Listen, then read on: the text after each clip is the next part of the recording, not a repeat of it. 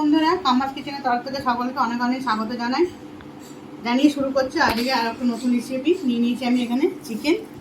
আজকে চিকেনটা আমি আগে ম্যারিনেট করে নেবো, কোনো বাটাবাটি ছাড়াই আজকে আমি চিকেনটা রান্না করব। তার জন্য প্রথমে নিয়ে নিচ্ছি টক দই,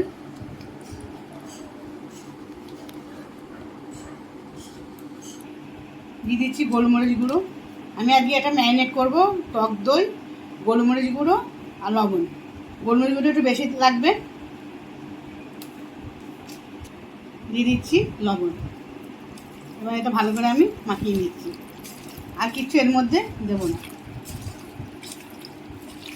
একবার এইভাবে মাংসটা ম্যারিনেট করে রান্না করে দেখবেন, বাড়িতে খুব ভালো হয়, মাংসটা খুব টেস্ট হয়।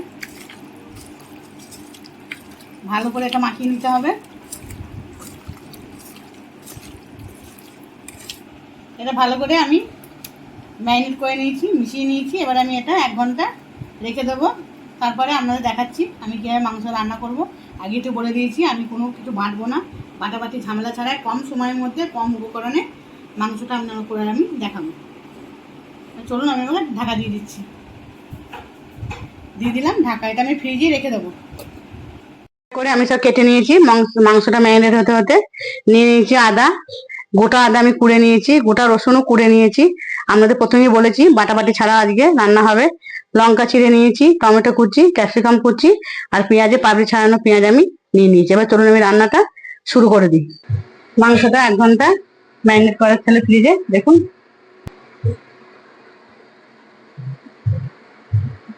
দিয়ে দিচ্ছি তেজপাতা, ফোড়নে গোটা জিরে, দিয়ে দিচ্ছি রসুনের টুকরো, দিয়ে দিচ্ছি আদার টুকরো,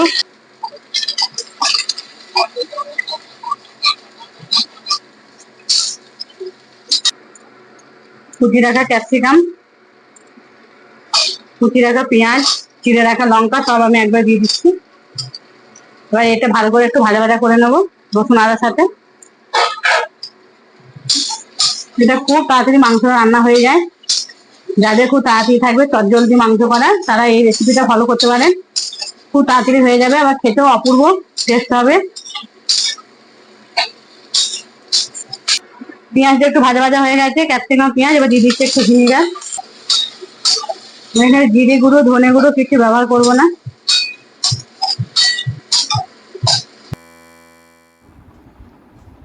পেঁয়াজ আর ক্যাপসিকাম ভাজার পর দিয়ে দিচ্ছি এবার কাশ্মীরি লঙ্কা গুঁড়ো। তারপর দিয়ে দেবো একটু লাল লঙ্কা গুঁড়ো, সামান্য একটু দেবো, কারণ কাঁচা লঙ্কা দিয়েছি। এবার একটু ভালো করে একটু নেড়ে নেব লঙ্কা গুঁড়োটা এর সাথে।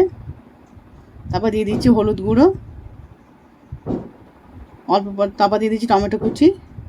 এবার এর সঙ্গে আরও ভালো করে সব কিছু মিশিয়ে নেবো। দিয়ে দিচ্ছি একটু জল, যাতে মশলাটা পুড়ে না যায়, লঙ্কা গুঁড়োগুলো যেন সামান্য একটু জল দিলাম। আমি তো কোনো এখানে বাটা মশলা ব্যবহার করবো না, যে মশলার সাথে জল থাকবে, সেই জন্য সামান্য একটু জল দিতে হলো। ভালো করে একটু নেড়ে নিচ্ছি। এবার দিয়ে দেবো লবণ। লবণ দেওয়ার পর দেখুন তবে কী দিতে থাকি। তারপর দিয়ে দিচ্ছি গোলমরিচ গুঁড়ো, ম্যারিনেট করার সময় দিয়েছিলাম, আবার একটু দিয়ে দিচ্ছি, কারণ এটা গোলমরিচের ফ্লেভারে হবে মাংসটা। আর কাঁচা লঙ্কা দিয়ে গোলমরিচ দিয়ে এই জন্য গোলমরিচ ঝালটা একটু বেশি। এবার দিয়ে দেবো ম্যারিনেট করা মাংস। আর মাংসটা এর সাথে ভালো করে সব কিছুর সাথে ভালো করে মিশিয়ে নিতে হবে। মাংসটা আমি কোনো জল ব্যবহার করব না। আমি আগে দেখে নেবো কতটা জল বেরোয়, যেহেতু দই দিয়ে ম্যারিনেট করা আছে মাংসটা। যতদূর মনে হয় জল লাগবে না, তবুও আমি দেখবো, তারপর জল দেব। খুব ভালো করে এটা মিশিয়ে নিতে হবে। যত মাংসটা নাড়তে থাকবেন টমেটো পেঁয়াজ কুচি ক্যাপসিকামের সাথে, তত টেস্ট হবে মাংসটা। একদম হাই ফ্লেমে না, ফ্লেমটা একটু কমিয়ে দিতে হবে।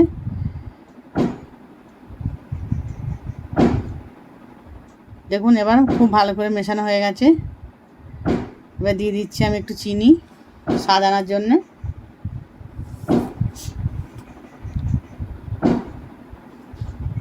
দিয়ে দেবো টমেটো সস, দিয়ে দেবো ধনেপাতা কুচি। আবারও সব কিছু ভালোভাবে মিশিয়ে নেব। দেখুন আস্তে আস্তে জল ছাড়তে আরম্ভ করেছে মাংসটা। লবণ দিয়ে দিয়েছি, আরও জল ছেড়ে যাবে। এবার দিয়ে দিচ্ছি ঢাকা, ঢাকা দিয়ে ঢাকনাটা খুলে দেখুন কত জল বেরিয়েছে। আমি কিন্তু একটু জল দিইনি, এই জলই মাংস হয়ে যাবে, আমরা এক্সট্রা করে কোনো জল লাগবে না। দারুণ গন্ধ বেরিয়েছে কিন্তু বলো।